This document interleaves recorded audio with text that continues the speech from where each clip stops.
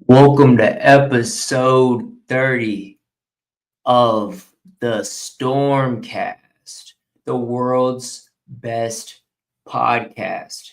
I'm your host, Stormy, and today we're live on YouTube and Twitter, bringing you the latest and the greatest news, stories, and updates going on around the world.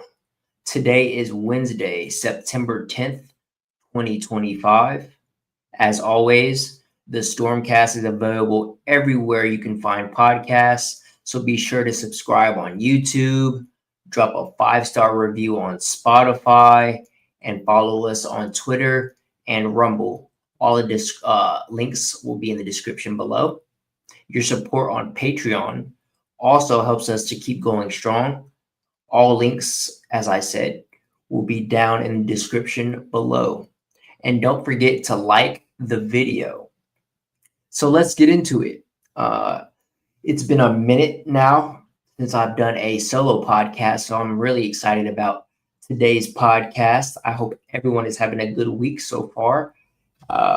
Before we get into a little bit more of the podcast, let me do a quick sound check because I do everything live. Into a little bit more. Yep. Sounding good. All right, chat. And if you're in the chat, just drop a W and let me know how your day's going. And if there's any audio issues or I'm not sharing the screen or if anything is not right with the podcast and your viewer experience, just let me know in the chat. So before we get into today's Stormcast, I just want to say I have been really busy lately. That's why I haven't done a solo podcast. I've been recording. The last episode I did, however, is on YouTube, episode 30. It wasn't live. It was a pre-recorded episode with a guest, Aaron. So if you haven't checked that episode out, episode 30, I would go do that. We talked about her being my caregiver, cheating, kidney stones, dating, fights, sex, and more. So yeah, really good episode there, spicy one. Also, guys, FYI, 2 new workout videos have dropped also on the Stormy and Friends YouTube channel. If you haven't checked those out, it's me doing rehab out in Baltimore at the Kennedy Krieger Institute for Spinal Cord Injury Recovery.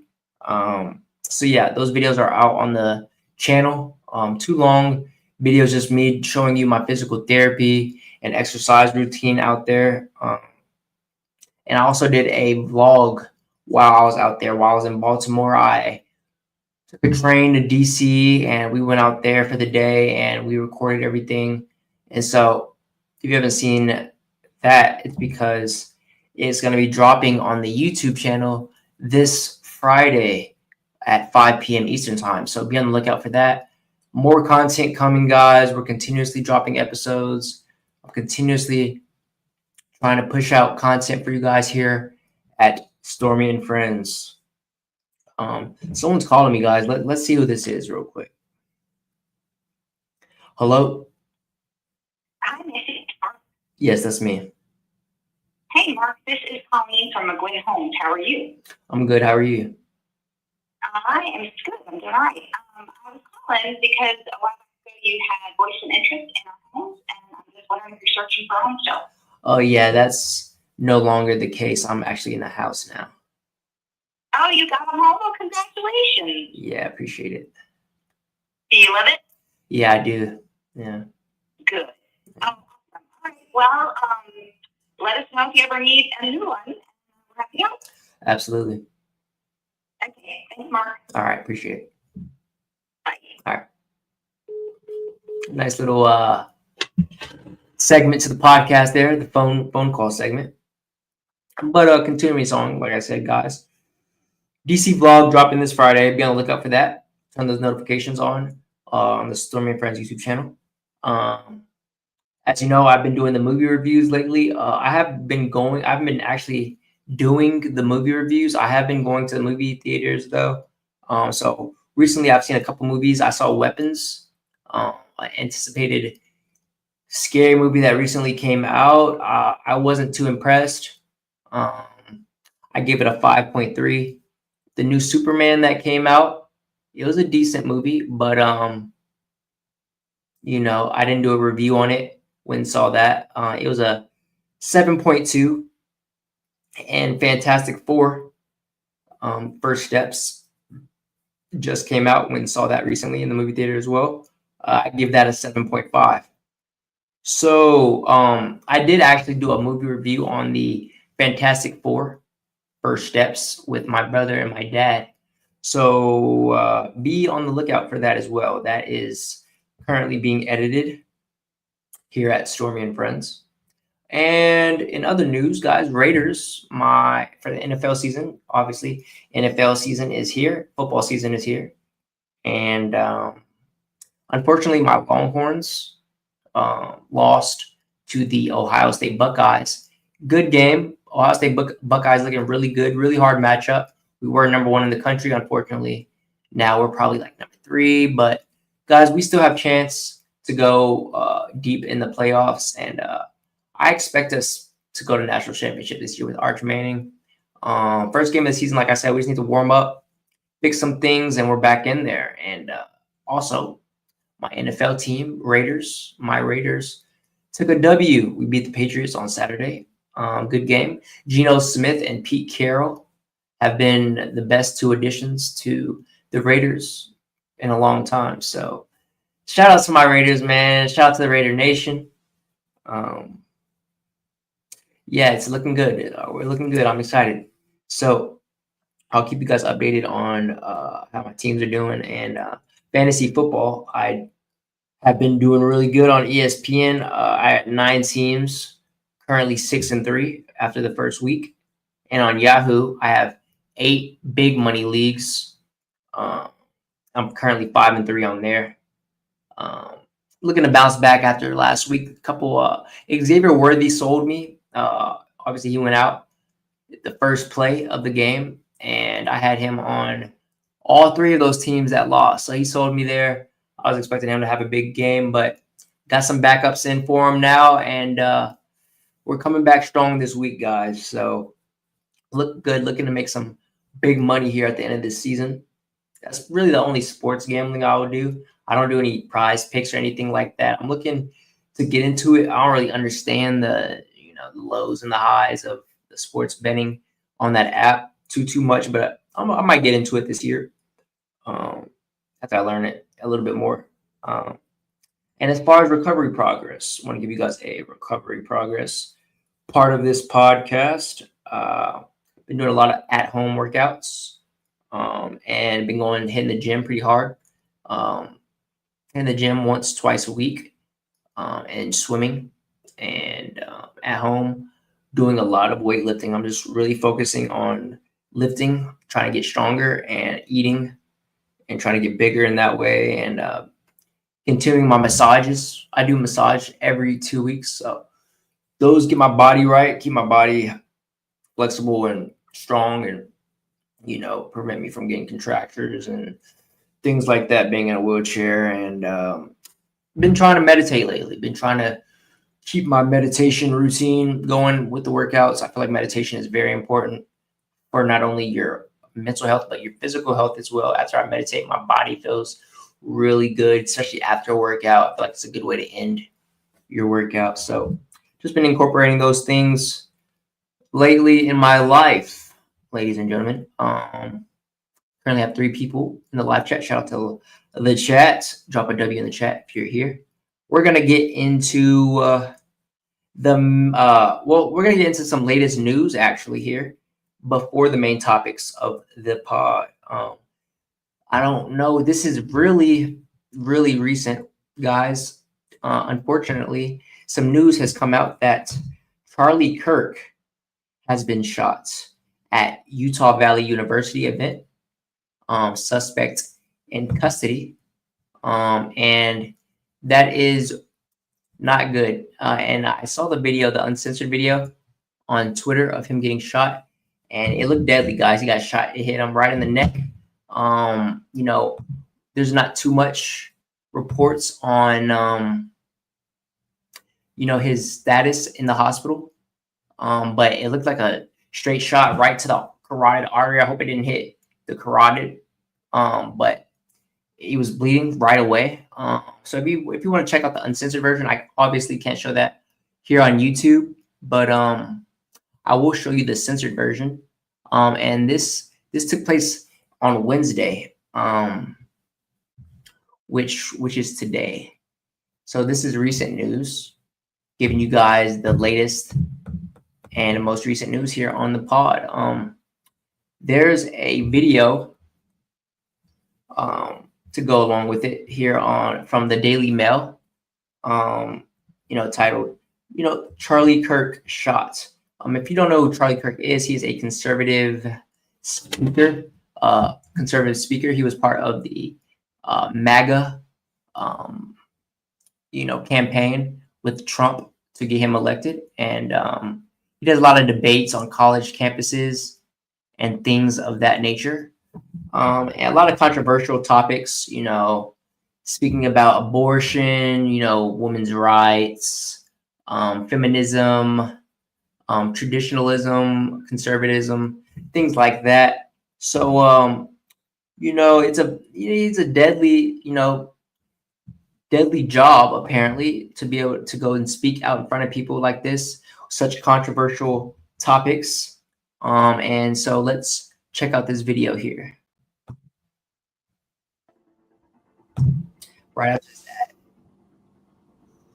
Right after, okay, yeah, this 43-second ad. Let's go ahead and skip this. So, all right, so here he is speaking, right? And as you'll see, he'll get shot and the crowd dispersing. I saw a little bit of it. I haven't seen this exact video. So let's see. They're at Utah Valley University, and all rights to Daily Mail. Please don't copyright me. And let's get into it.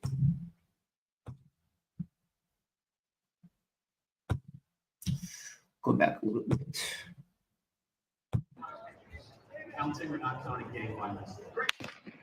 So you hear the gunshot. Oh my God. Go, run, please. And blur it. Live streamed a bit at the university, people dispersing. Just one shot. You hear the shot, okay? and you see him. Okay, love you.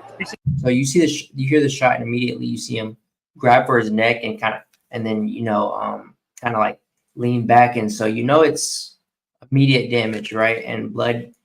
In the uncensored version on X, you see blood going everywhere and things of that nature. So let's see the chaos that unfolds here after this assassination. Hey, be safe. Apparently, there's been a shooting. I don't know who's been shot. Were you able to see anything that happened? I was standing right here interviewing people. Hang on. On top of the roof there. Interesting architecture, Got shot in the set up. So yeah, you hear the people in the crowd kind of confused on what's going on. Obviously, no one expects that, right? It's kind of a shocker to see someone get shot like that, assassinated right in front of you. So it says here, Charlie Kirk has been shot in the neck at an event at Utah Valley University in Orem. The conservative firebrand, 31 years old, was speaking to students when someone opened fire at the school on Wednesday, according to officials. Kirk's condition remains unclear, but the Trump ally was taken to a hospital where doctors are working on him. A source familiar with the situation told Daily Mail. And I accidentally, okay, yeah, let's go back down. So as you see here, they do have someone in custody, the alleged shooter. And guys, it is just not safe anymore to just, thinking that you can just be out, at these events, speaking, and having these controversial opinions. When you have crazy, left-leaning liberals or people who don't agree with you, especially his conservative message, right? So very sad news. I hope he's okay. Prayers up for him and his family that he makes it out of the hospital. But very, very critical shot it looked appeared to be. Kirk's, as we already read, Kirk's condition remains unclear, but the Trump ally was taken to the hospital. Yep. Okay, so they're working on him. So we're just waiting on that. I keep going forward. Dang it. Scroll down. Okay, so horrific footage of the incident shared on social media showed Kirk's neck violently snapping back after a shot rang out. UVU officials said that the shot was fired from the top of the Lossy Center, about 200 feet away from where Kirk was sitting. And that's roughly about, where Donald Trump, his assassination attempt, took place. That guy barely missing him. It could have been very critical for Trump as well. Luckily he escaped that. But guys, these guys, on the left, these guys are, they're crazy, right? For lack of better words, they're extremists, and they're not afraid to, shoot you in your head, right? So they initially took a man into custody who turned out not to be the shooter, police said. President Trump led tributes for the Turning Point USA co-founder after he appeared to be severely wounded at the event. We must pray for Charlie Kirk, who has been shot. A great guy from top to bottom. God bless him, Trump said on Truth Social. Hey guys, this guy's only 31 years old, right? He has a kid, right? He's a father, and he's a a conservative speaker for the U.S. and he's buddies with Trump, and it's sad to see that, guys. Political climate is volatile and scary to be a part of because things like that, but you can't be afraid to speak your mind. And I hope his message, whether or not he comes out of this alive, lives on forever, and it will, because this is only gonna make him a martyr, right? So for the first topic of the podcast, we've got a subject that's got everyone talking. We got the ban on transgender people owning guns. Recently, there was a mass shooting at a school, another mass shooting from a transgender person with a firearm. Obviously, this is happening a lot, right? We had the other church shooting that happened in Tennessee, I believe, where the transgender person walked in on the school and started shooting. Of course, we have the, transgender aligned person out in, was it Uvalde, Texas, that went and shot up that school. And, it just seems to be happening more and more. I don't know if it's obviously, I've spoken on it before. Transgenderism is obviously a huge mental problem, right? Believing you're a different gender than what you were born. It's just plain sickness,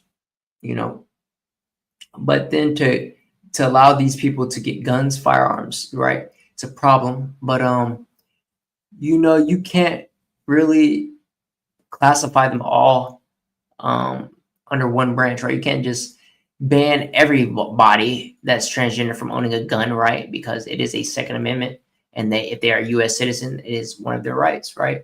So it does seem bigoted to specifically ban it for just one group of people. But that's what the DOJ is discussing, a potential ban on transgender people owning firearms. The U.S. Department of Justice is reportedly reviewing the legality of restricted gun ownership for certain transgender individuals. The discussion follows court cases where mental health, identity documents, and past criminal records were all considered in firearm eligibility evaluations. So this controversial debate comes in the wake of rising mass shootings, including incidents involving individuals with complex psychological profiles. The DOJ has not released formal proposals, but internal memos suggest they're weighing whether gender dysphoria diagnosis could intersect with red flag laws or gun bans. And that is, that's well stated. Gender dysphoria, that's what it's. So it's a diagnosis. I think transgenderism, obviously we spoke on it, is a mental health issues. And so dysphoria, it is a diagnosed mental health issue. It's good to know. So civil rights organizations have already pushed back, arguing that such policies would be discriminatory and violate constitutional protections. The legal precedent remains unclear, but the topic is drawing widespread attention across political, medical, and advocacy groups. So guys, this is really sad. I think this guy right here, who was the shooter, happened last week, or he just started shooting into the church and killed 2 people, I believe. And we got to stop, promoting these guys, even saying their names, right? A lot of these guys really just want, notoriety. They want to, they're already sad, and so they just want to go out and, he killed himself, but they want to go out not being known for something, right? And so that's their plan, is to go and shoot a bunch of innocent, helpless people and go out that way. Really sad that we continuously see these stories in the news, right? And it keeps happening, and it's not going to stop. As long as there's sick individuals, there's going to be things like this, right? Mass shootings. I did research on things like this in college, mass shootings specifically, and it's just something that's been trending upward since since Columbine in 1999. Very sad every time it does happen, though. So next, guys, coming up next, we have let's stay on this topic a little bit more, right? Let's actually read a little bit more into this topic before we go on to the next one. All right, so this coming from ABC News. Justice Department talks about banning transgender gun owners, spark fury across political spectrum. So the Justice Department is drawing swift condemnation from gun rights groups and LGBTQ advocates alike after floating that it was considered that they are going to be restricting transgender people from owning guns, a move that would all but certainly face immediate constitutional discourse. I believe that's what it says. Okay, so let's watch this from ABC News. All rights reserved. Welcome back to ABC News Live. First, here are some of the top headlines we're following right now. The Interior Minister of France says 250 protesters are under arrest after clashing with police. The so-called Block Everything protesters are blocking roads and setting fires in Paris and throughout the country here. The new Swedish Minister of Health is speaking out about why she collapsed during her first press conference on the job.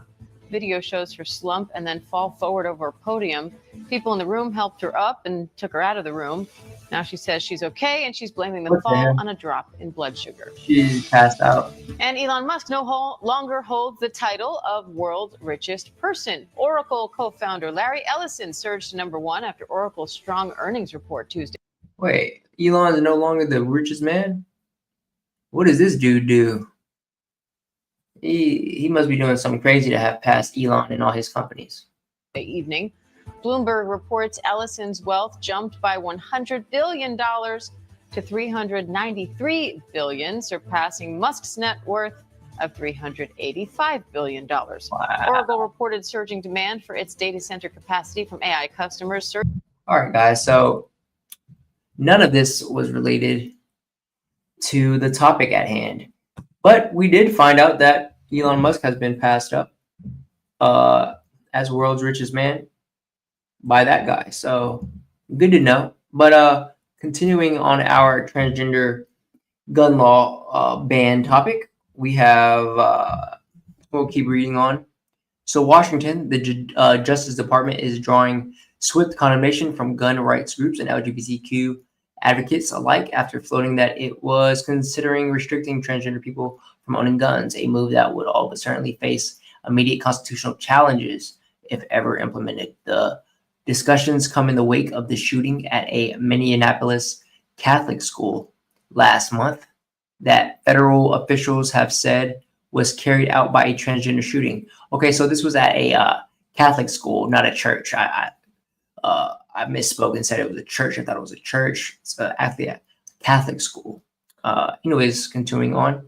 According to a person familiar with the matter, the person who spoke on the condition of anonymity to discuss internal deliberations cautioned that the talks were in the early stages and that no proposal has been finalized. And guys, they're going to have a really difficult job and time getting this approved, just because how controversial it is to, kind of target one group for a law. So they're probably going to start trying to push gun bans for everyone, stricter gun laws for everyone, right? Which, more guns actually statistically is shown to create safer environments and in a safer society. So it's just one of those double-edged swords, right? Ever since there's been guns, right? There's been people that have done evil things with them and people that have protected and done righteous things with them, right? So the problem isn't the guns, it is the individual wielding the weapon, right? So that's my 2 cents on that.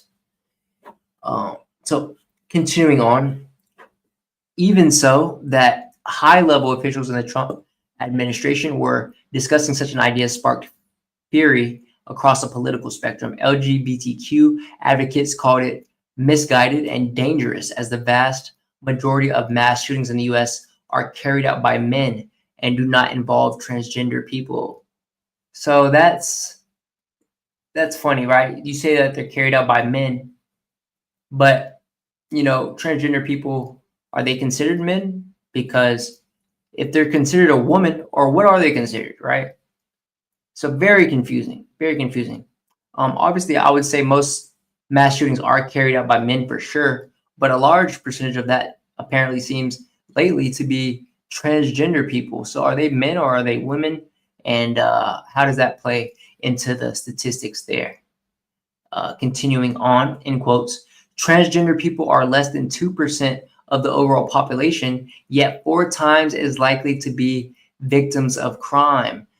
GLAAD said in an email, everyone deserves to be themselves, be safe, and be free from violence and discrimination. We all deserve leaders who prioritize keeping all of us safe. And while I agree with transgender people, they deserve to be themselves, they deserve to be safe, right?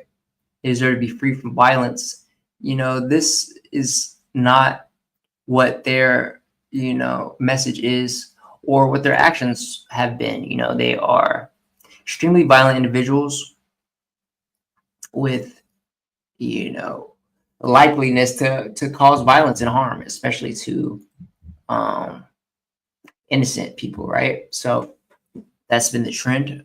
Continuing on, since Trump returned to office, his administration has targeted transgender people in several ways, including removing them from military service, scrubbing some federal websites of mentions of them, trying to bar changing the sex market on the marker on passports, rather, seeking personal information on gender affirming care patients from doctors and clinics, and seeking to bar transgender girls and women from certain sport competitions.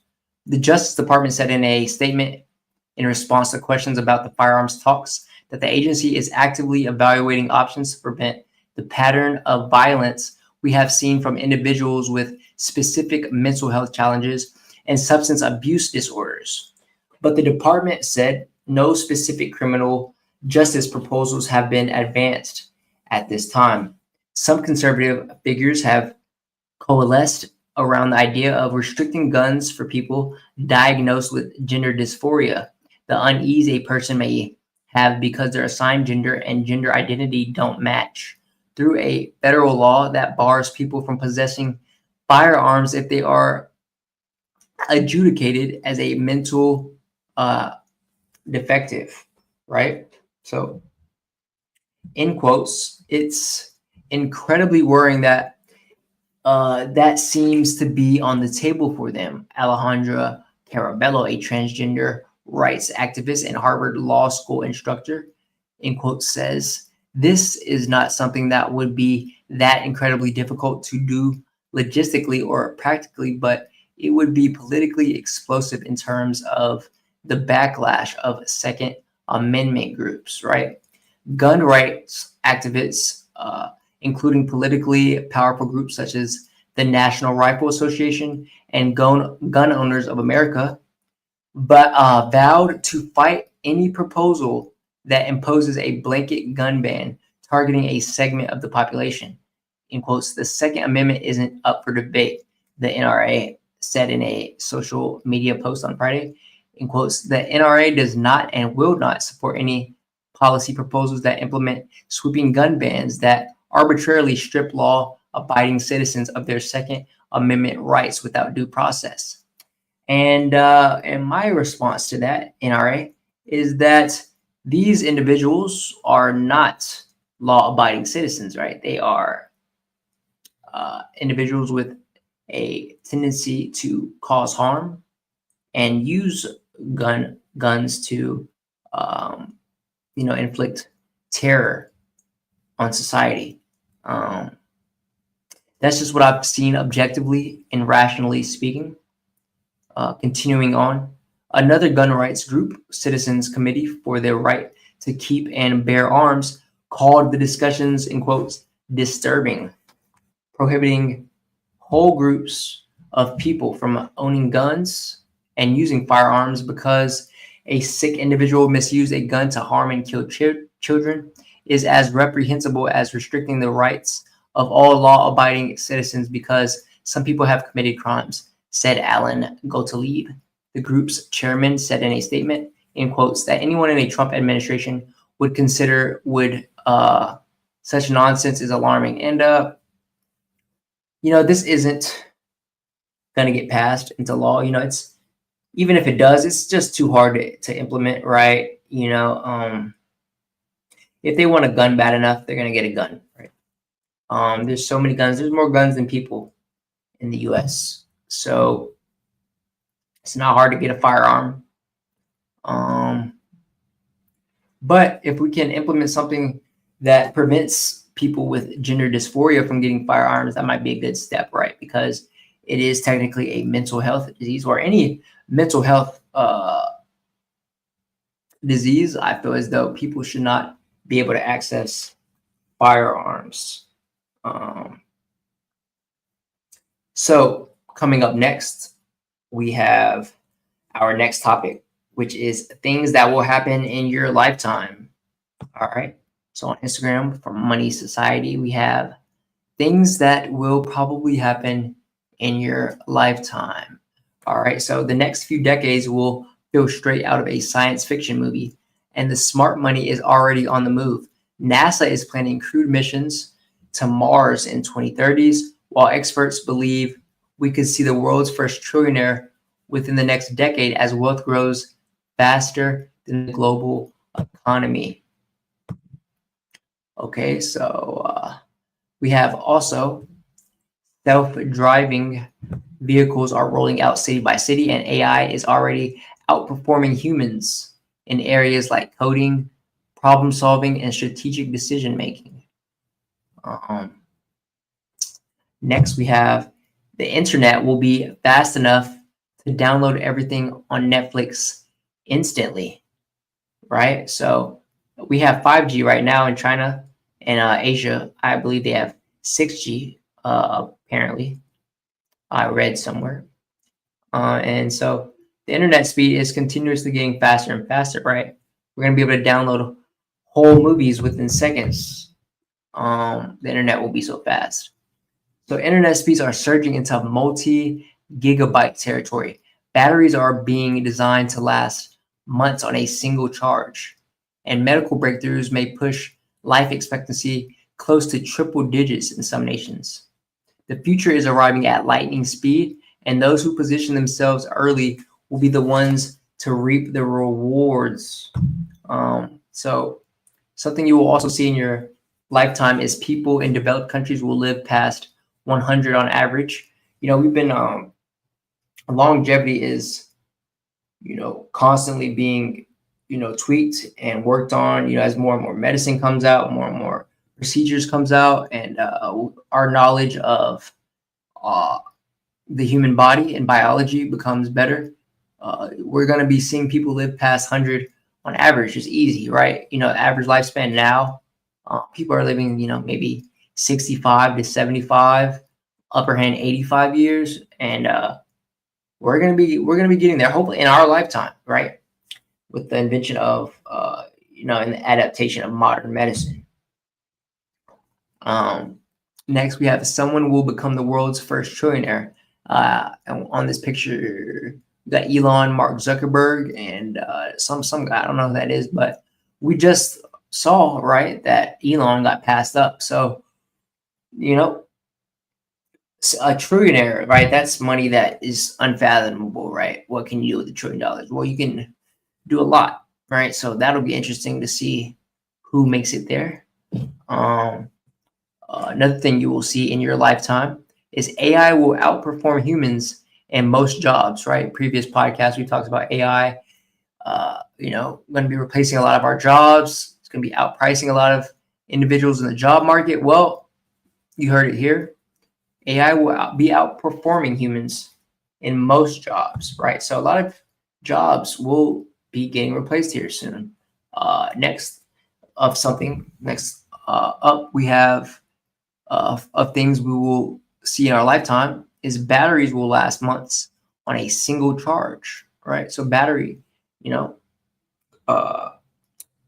life is going to also be getting a boost, right? And as if you have an iPhone, if you started from the the early days, I remember having an iPhone 4. Those batteries wouldn't last more than an hour, right? Hour tops. And then now I feel as though my iPhone could last me all day without having to charge it. So months on a single charge, that's absolutely crazy. And then by that point, will we be even using phones, right? I feel like we'll just be able to access it through our brain or have to put on some glasses, something else. But phones, my prediction is that phones won't even be a thing in the next 10 years, right? We're going to be on to something else.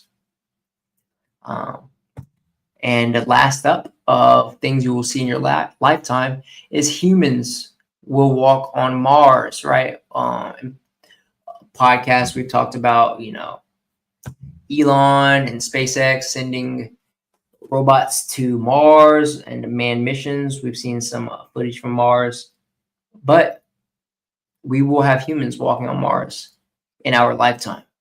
Pretty amazing to think of. So let's move on to the next topic. We have things most people will never see in their lives. So we just talked about things you will see in your life.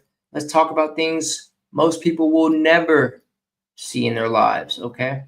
Everyday life runs on machinery and rooms that stay out of view by design. Think the inside of an escalator or coils under a heated floor, but to work nonstop while the public never steps inside. See one of these once and you realize the visible wow depends on invisible, unglamorous work. All right, so the first thing most humans will never see in their lives is the underneath an ice hockey rink, right? So look at that. That looks crazy.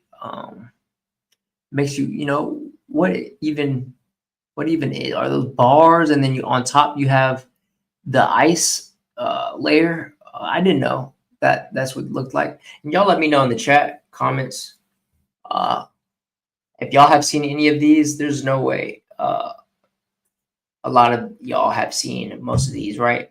They're so rare. So next up of things most people never see is behind an IMAX screen, and that's pretty wild looking. Never seen behind the screen, but that's what it looks like. Interesting. Next up, we have underneath a football stadium field, and I had no idea that underneath the field there's layers and another field, right? So this is pretty crazy looking. The top being the football field, apparently, and then underneath there being layers of field. I thought it was just dirt, ground. I had no idea that there's a whole compartment underneath the field, right? How many of y'all knew that? Next up, we have inside of a wind turbine. Interesting. I guess the only people that probably will end up seeing these are, technicians of wind turbines, right? So interesting. Next up, we have inside of the cactus. Wow. Okay. So that's what it looks like inside of a cactus. Didn't know that. Very interesting. Looks like some type of vine work. Cactuses are very interesting plants, right? Like how they survive with barely no water, but they, somehow make it in some of the toughest environments and, spikes. And I've always thought cactus were interesting. I like cactus. All right. Next up, we have the inside of an escalator. Interesting. Okay. Very scary, right? I've always thought escalators were pretty scary just because like at the end there's that that thing, that little space. I've always thought I could get like sucked into the elevator, right? And so apparently this is what it looks like on the inside. And you do not want to have an issue with the you do not want to get stuck in the elevator, right? That's very scary. Think about. Next up, we have backside of Mount Rushmore. Okay. I have seen Mount Rushmore in person when I was younger. I had no idea the back of it looked like that. So interesting. Next up, we have inside of a super yacht engine room. Nice. Okay. Super yacht. Right. I don't think most people ever go on a super yacht, much less inside of an engine room, right? So pretty cool. Next up, we have behind a bowling alley. Okay, interesting. We have a bunch of, automated machines that I guess replace the pins after you bowl. How many of y'all like to bowl? I like bowling. It's pretty fun. Next up, we have underneath a heated floor. Okay. Now this I have seen in person. I have a buddy who is a contractor, and I recently saw him actually put a heated floor into a house, and this is what it looked like. So, I have seen that one. So, unlike most people, I have seen this one, and that is it for the things that most people will not ever see in their lifetime, right? So, this next one's pretty interesting for the next topic. So, let's unpack it, right? We have, for our next topic, we have the most expensive materials on Earth.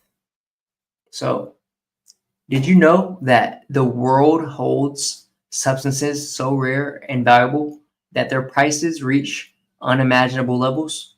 From trillion-dollar antimatter to ultra-pure diamonds, each with unique uses and extraordinary rarity, antimatter sits at the top, costing $62.5 trillion per gram, capable of immense energy released, but nearly impossible to store. Californium-252, priced at $27 million per gram, is used in reactors and medical treatments. Panite and taphite, rare gems worth up to $300,000 to $20,000 per carat, are prized for their extreme scarcity.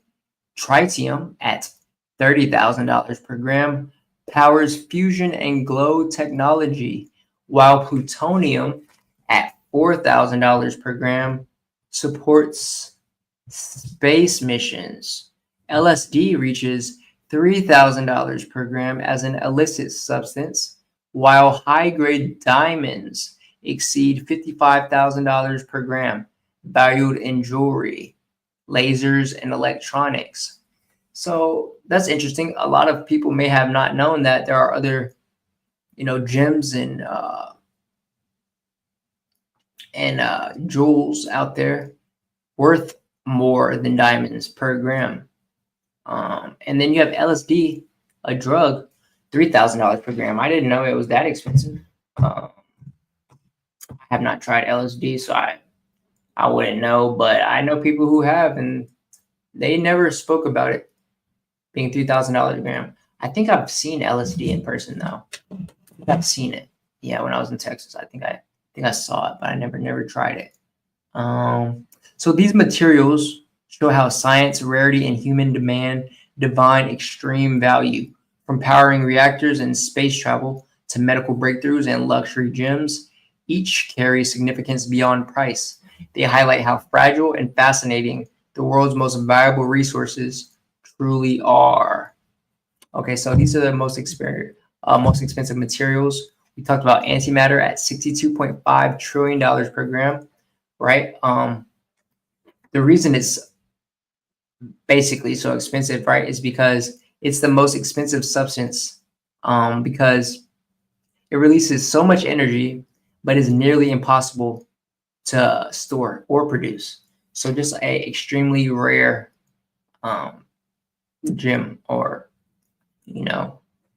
what would you call antimatter property, right? So next we have californium-252, valued at $27 million per gram.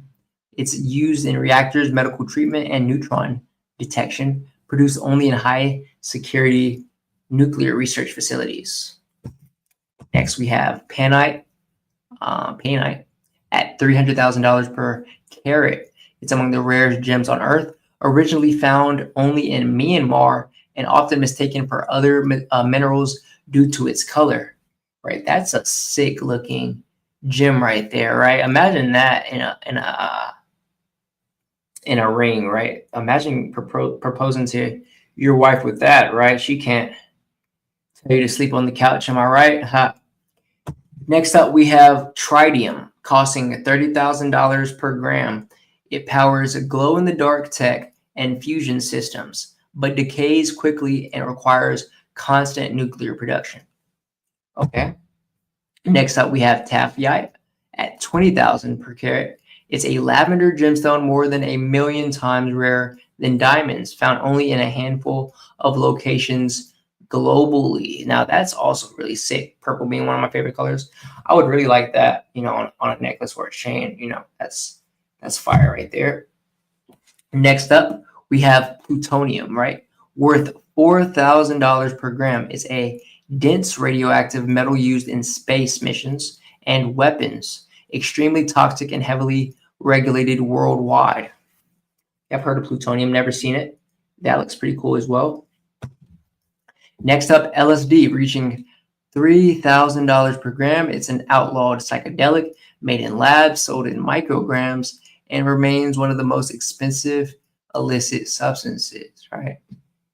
If you want to go on a trip, get you some LSD. Didn't know it was that expensive though.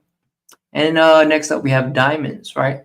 We all know that diamonds are expensive, but high-grade diamonds exceed $55,000 per gram for ultra-pure or colored types. It's used not just in jewelry, but in lasers, electronics, and high-pressure tools. Alrighty, so that is the most expensive materials on our planet Earth. Next up, let's talk about an interesting one with plenty of angles to explore. We have the most expensive items money can buy. All right, these are the priciest things ever bought, from paintings to license plates. Record sales run on the same fuel: extreme scarcity with a story. Step back and you'll see the pattern across cars, yachts, fossils, and sneakers. their price follows narrative more than materials or utility. So first up, of the most expensive things ever bought, we have the Air Jordan 13 Breads costing $2.2 million. And these are the most expensive sneakers, right? To me, I mean, it look like they're signed. I'm guessing that's by Michael Jordan. $2.2 million for some feet wear. I can't do it. I'm sorry. I gotta buy a couple houses with that, right? That's absolutely insane. But shout out to Jordan. He's definitely killing it in the shoe game. And next up, we have Wu-Tang Clan out in Shaolin. So this is the most expensive music album, coming in at $4 million, right? And I wonder why this specific album is so expensive. It does look like it comes with a fancy case or record player, but $4 million to listen to some music, guys, come on. Next up, we have the most expensive Pokemon card ever, the Pikachu Illustrator, coming in at $5.2 million. And I did love Pokemon growing up. I did also collect Pokemon cards. I had a bunch of rare cards. Nothing coming in at $5.2 million, though. That's insane. Or a piece of paper that, basically doesn't do anything, right? You store it and you look at it, but it's pretty much a piece of paper, right? Next up, we have the most expensive guitar, which is Kurt Cobain's Martin D18E, coming in at $6 million, right?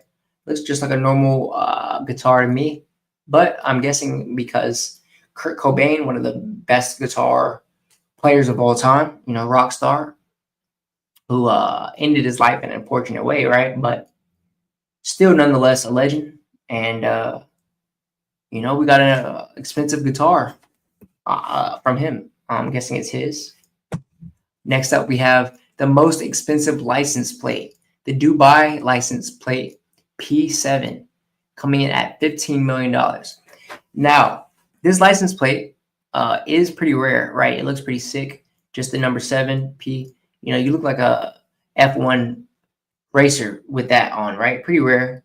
But $15 million, something that goes on the back of your plate, really. I mean, if you got it like that, right, and you want to flex, extremely flex, right, on everyone, go ahead and get that. Pretty fire. Next up, we have the Patek Philippe Grandmaster, which is the most expensive watch, coming in at $31 million, right? Just looks like a normal watch, right? Leather, but I mean, it looks pretty rare. I mean, old perhaps, but $31 million, I don't see it, right? A lot of these most expensive items, I just couldn't find myself doing it, right? If you want to flex on someone really hard, go ahead and get these, right? Got money to blow, right? But $31 million, imagine what you could do with that, rather than having a watch, pretty insane. Next up, we have the most expensive book, the Codex Sassoon, coming in at $38 million. Obviously looks really old, but $31 million. I mean, it must have the key to Fountain of Youth in there, right? So just one of those things. It's like, it just makes you wonder, like, why do people choose to spend their money on things like this, right? And that much money. And why would they, right? But people do, apparently. Next up, we have the most expensive fossil, the Apex Stegosaurus fossil, coming in at $44 million, right? Pretty sick. It looks like the full fossil is intact here in the picture. Pretty gnarly. And next up, we have the most expensive car, the 1955 Mercedes-Benz 300, coming in at $142 million. Now, this one looks like it might be up there, right? It looks pretty sick, really rare. Look at those doors, really cool looking car. But 142 million. I mean, although that's the coolest looking thing on the list so far, I just couldn't do it, folks. But y'all let me know down in the comments if you think any of these are worth the price tag, right? Next up, we have the most expensive painting, the Leonardo da Vinci Salvator Mundi. Okay.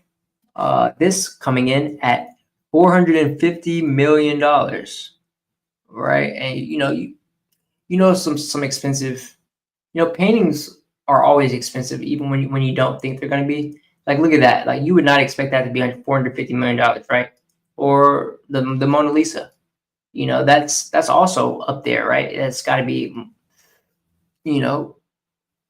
9-figure numbers as well. And it's just the rarity, right? I think the price tag comes in the rarity, right?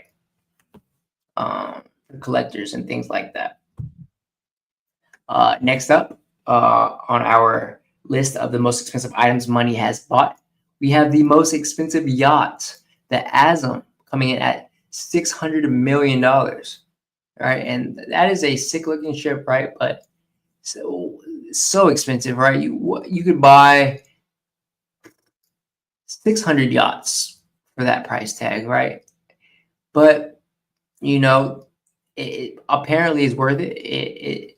It has to have some rare features to it to have that type of price tag, and someone's willing to put up the money for it, more than likely. So onward to our next topic. Hope you guys are enjoying the podcast so far and the interesting information I am sharing on this podcast. This podcast is really just, getting back into the zone. I want to start getting back into my Wednesday podcast, routine. So we're getting back into it. Been doing a lot of behind the scenes recording, a lot of traveling and stuff, but the StormCast is in full effect, full swing here, guys. So on to our next topic. We have the biggest things ever built, right? And if you're enjoying it, also drop a W and a like on the podcast. I will truly enjoy that, and I appreciate you. So the world's largest stadiums ever built by seat count. The world's largest stadium on Earth are so massive that they hold entire cities worth of people. India's Narendra Modi Stadium tops the list with 132,000 seats. Next is Pyongyang's Run Grotto, 1st of May, about 114,000 seating capacity after a 2014 refit that added individual seats. The rest of the top 6 are U.S. college venues: Michigan, Beaver, which I'm guessing they mean Oregon State, Beavers, Ohio, I'm guessing they mean Ohio State, and Kyle Field, which is Texas A&M in College Station, which I have been to. I used to live in College Station. I went and saw A&M versus Baylor. I think it was 2010 when Robert Griffin III, RG3, was playing. So I have been to that stadium. That was actually before they renovated Kyle Field. But, I mean, in Aggie land, football is number one, right? That's the, it's so important. They revolve their life around football out there in Texas, out in College Station. So makes sense, But each of these stadiums clearing 100,000 seats. These rankings are official seating capacity, not standing room or record crowds, which is why some lists differ. Okay. So these are actual seats. They can actual seat 100,000 or more at these college stadiums. So I was like, yeah, Tennessee should probably be up there, right? Because they definitely hold a lot. I think it's upward of 100,000, but it might be because standing room. Okay, so let's see what this list is talking about. So first up, we have Kyle Field, 102,000 seats, 102,733 seats to be specific. Like I said, I've been there. Really nice stadium. Next up, we have Ohio Stadium, where the Buckeyes play, Ohio State, seating 102,780 seats. Okay, next up we have Beaver Stadium, seating 106,572 players. I'm thinking this is Oregon State. I can't really tell. But they say Beaver Stadium, so that could be just the name of the stadium, or Oregon State is the Beavers. But next up, we have Michigan Stadium, seating 107,601 people. Yep. Next up, we have the Run Grotto First of May Stadium, 114,000 seating capacity. And that stadium is absolutely sick. I mean, look at that. It looks like you could do all type of things in that stadium, play football, play soccer, run track. Look at that fishbowl. Like, look at all those seats. Absolutely incredible architecture there. Next up, we have the Narendra Modi Stadium in India, seating 132,000 people. That's absolutely nuts. Looks like either a cricket or a football. It looks like a cricket stadium, right? In India, they're big on cricket. So, need a lot of seats for that, right? And I find it interesting how college stadiums most times are bigger than NFL stadiums, right? Just just makes you wonder why.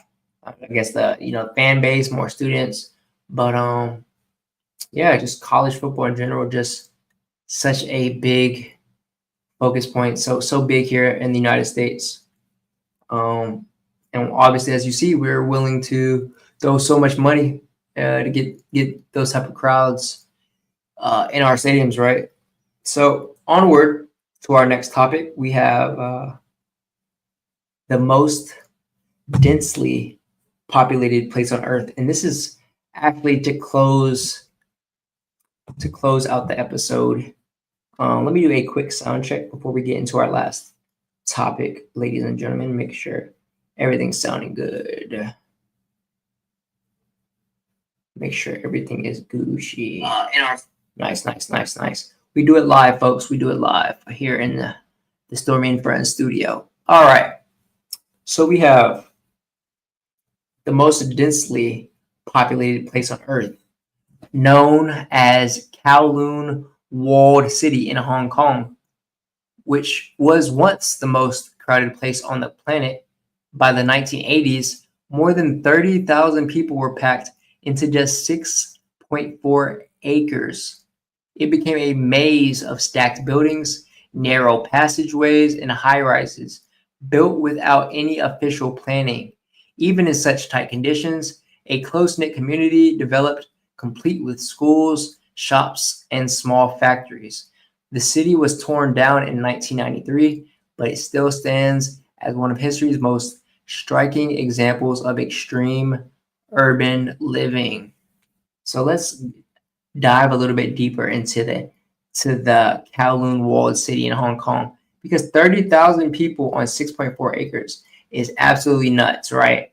To put that in perspective, I am one person living on 0.75 acres here at my house. And to think that you multiply me by 30,000 and the land by just 6, you have that many people on this size of land. That's absolutely nuts. That's, it makes you think, like, the fire hazards that go on, the bugs, the events, the parties. Like, it just must be so much madness and chaos going on all the time, right? So let's dive a little bit into the city. Like, look at these pictures. Like, it just looks so tight knit, compressed, packed. Like, how do you get to this third floor, the fourth floor? Moving around, like getting around these buildings, and not in and out of some of these buildings must be absolute chaos. And obviously it's slum, right? It looks like a very poor, community with very harsh, bad conditions. You got people stacked on top of each other like cockroaches. No privacy, really, just neighbors on neighbors. people everywhere all the time. The noise, the lights must be just absolute madness. I don't know how you get any sleep. There just must be always something going on. It's chaos, absolute chaos. And these pictures are just further just showing me that it must be absolutely amazing to see, this place. And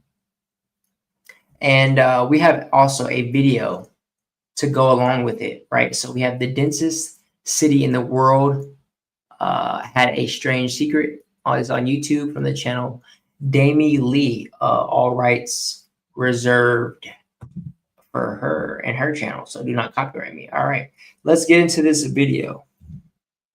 When we first started looking into the Kowloon Walled City, also known as the densest city in the world, we thought for a place that's essentially...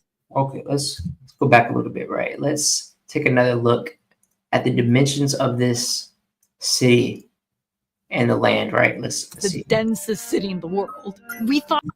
Wow, okay.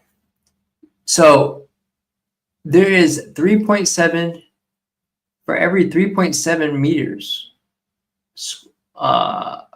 a person, 33,000 residents, and 350 buildings, all within this little space, right? So you see around, right, there's more space, but they chose to build all on top of each other. And it's almost like a mini New York, right? You got in the middle, you got some space like where Central Park would be or something like that, but absolutely insane. Let's continue on the video.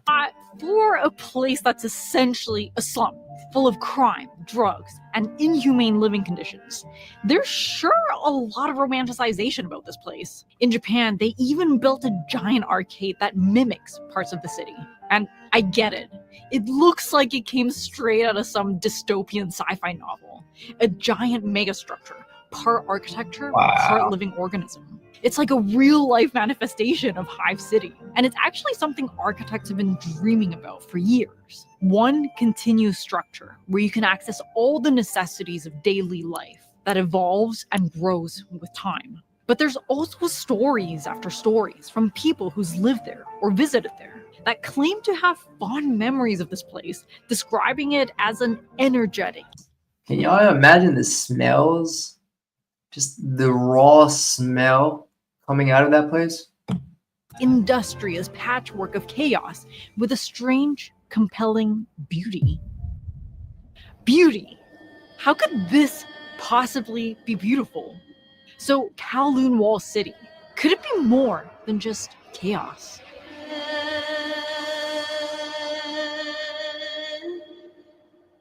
I want to give you a sense of how... And we're not going to watch the full 12-minute video. Actually, I'm probably going to speed it up here a little bit because it's kind of a long video, right? So we'll throw this bad boy on 1.2, and we'll probably watch a good amount just to give us a little insight into the city itself. Let's continue on. Dense it was. Here's the density of LA, New York, Hong Kong, and Kowloon Walled City. And it almost tripled in population in just a few decades. So how did this happen? Kowloon Walled City was a city within the Hong Kong territory that was technically a part of China. Over its lifespan from this small Chinese military fort hundreds of years ago to this, it was used as a political pawn between the conflict between China and Britain, where both parties were more interested in exerting power than actually governing this piece of land. In the end, the tension became unsolvable, so both parties decided to take a hands-off approach. So it was left alone.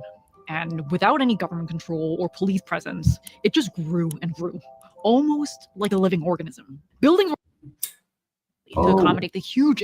Didn't mean to mute that just now, I meant to pause it, but can you imagine the crime, like, and the trust you must have for, your fellow neighbor to live here, right? You have to really be able to trust these people living on top of them, right? Because one person sets a fire in their house and it's over for everybody, right? One person does something bad, smoke, fire alarm goes off, that's everybody, right? So you really got to learn to live with your fellow neighbor here in this city. influx of migrants. A mass number of Chinese refugees flooded here after World War II because it was known as the only Chinese enclave that the Hong Kong government couldn't touch. But after that, it included anyone and everyone from gangs, criminals, to doctors, to entrepreneurs, trying to escape poverty or trying to capitalize on this unregulated haven. Crime naturally flourished there, with gangs, drugs, brothels, whatever you can think of. If you had an industrial business, you could ignore the fire codes, labor codes, or safety codes, so you could produce goods at a fraction of a cost. You could also sell things that were banned anywhere else, like dog meat. With unbeatable prices, industry kind of thrived there. And lots of things made their way back to Hong Kong, China, and sometimes even overseas. They were known especially for their fish balls. The more we learned about it, there was this idea that kept popping up. The rhizome. But it's kind of complicated concept, so I'm going to hand it over to Cindy, our research assistant and Hong Kong native. Rhizome 就好似粒葱嘅根莖咁，你唔會揾到佢主軸或者中心點，佢會隨性咁向唔同方向生長，成個結構都係連結嘅。Alright, let's try again. To explain, we have Raf, our Italian filmmaker. Actually, it's like this plate of pasta right here. Since they are so entangled together, you can't really see the beginning or the end. It's like a decentralized network. Deleuze and Guattari use their rhizome as a metaphor for a new model of thinking that could affect society, philosophy, and culture. This could help us make connections in unexpected ways. What the heck is this? Try it, it's good. Actually, pretty good. 呢個 Okay, so this video is kind of I don't watch the videos before I react to them here on the StormCast. So this one is, kind of jumping off the rails, but we did get a little bit of insight into the densest city in the world and some of its strange, facts and whatnot. And it's pretty interesting, right? So y'all let me know what y'all thought about that topic. And with that being said, I just want to say W episode, W everybody in the chat. We had 8 live viewers on this episode. If you're watching the live replay, comment down below. W.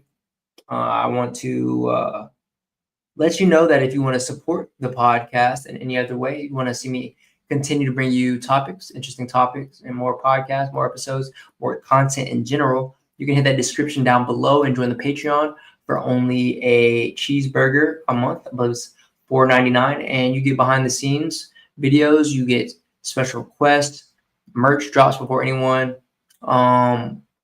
content that I can't drop on YouTube. I also drop on there, and yeah, it's a good way, good community. Storm Squad, love you guys. Shout out everybody in the Patreon, and if you want to give me some of your thoughts on the episode, let me know what you thought about the episode. Drop some feedback down below on today's topics. Let me know what you thought. Were they good or bad? Let me know what your favorite topic was. And if there's anything you want me to speak on in the future, talk about, let me know. We had some interesting topics today. Good podcast, W podcast. And we're going to be bringing you more content. We're going to be every week live around this time, Wednesday, around 4 or 5 Eastern time. Going to be locked in here. So that's what we're doing. Rest in peace to Charlie Kirk. Very sad news to hear. Prayers out to him and his family. And with that being said, I love you guys so much. W episode. I'll see you in the next one. Goodbye, folks.